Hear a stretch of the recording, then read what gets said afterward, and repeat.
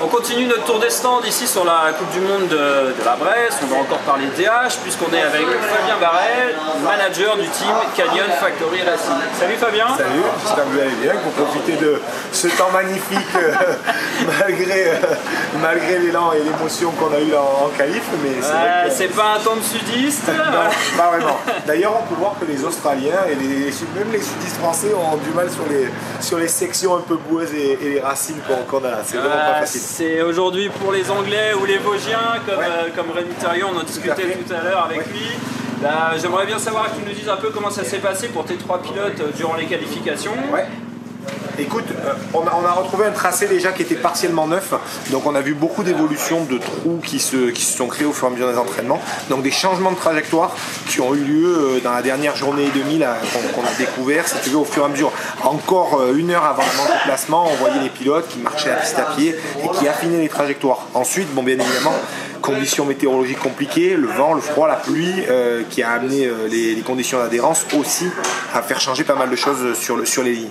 Donc écoute, les pilotes ont assez bien marché, on a Troy qui est aux alentours du top 10, Marc est un peu en dehors, maintenant tout le monde savait qu'il n'y avait pas de points pour la qualif et donc pas forcément de volonté de faire une prise de risque en sachant que la course se jouera 100% demain. Ok, tu nous as parlé aussi d'un junior, alors qu'est-ce qu'il en est pour ce pilote? Alors on a un junior qui est 2e mondial, qui est juste derrière Thibaut, d'après là, qui a fait une saison absolument magnifique. Alors lui par contre est blessé à l'épaule, donc il l'a joué vraiment tranquille, il était 4e ou 5e ce matin. Il a vraiment joué tranquille de manière à ne pas prendre de risques et à chuter dans les conditions boueuses et tout va se jouer demain identique pour les élites. Donc demain, course très ouverte chez les juniors et chez les élites. L'objectif pour le team?